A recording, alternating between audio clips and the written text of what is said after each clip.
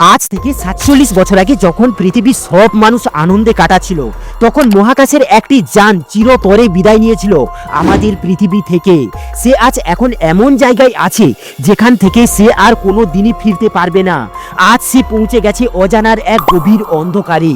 1977 সালে নাসা পাঠিয়েছিল ভয়েজার 1কে। এটি এখন পৃথিবী থেকে 24 বিলিয়ন কিলোমিটারেরও বেশি দূরে চলে গিয়েছে।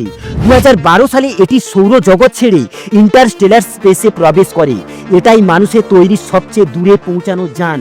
এখনও এটি ক্ষীণ সিগন্যাল পাঠাচ্ছে, কিন্তু ধীরে ধীরে শক্তি ফুরিয়ে আসছে। শেষবারের মতন ভয়েজার 1 পিছনের দিকে তাকিয়ে একটা ছবি তুলে, এবং এই ছবিতে যে ছোট্ট জিনিসটিকে দেখা যাচ্ছে, এটাই হচ্ছে আমাদের পৃথিবী, যেখানে আমি তোমরা সবাই বসবাস করে আছি। একদিন হঠাৎ করেই এর সিগন্যাল চিরতরে বন্ধ হয়ে যাবে, কিন্তু এর ভেতরে আছে গোল্ডেন রেকর্ড, পৃথিবীর শেষ বার্তা। হয়তো কোনো অজানা সভ্যতা একদিন তা শুনতে পাবে। এই আশা নিয়ে ভয়েজার 1কে চির বিদায় জানিয়ে দিয়েছিল। ভাবুন তো, এখন এই মুহূর্তে ভয়েজার 1 পৃথিবীকে শেষবারের মতো বিদায় জানাচ্ছে। আপনি কি সেই শেষ সিগন্যাল শুনতে প্রস্তুত? কমেন্টে জানান।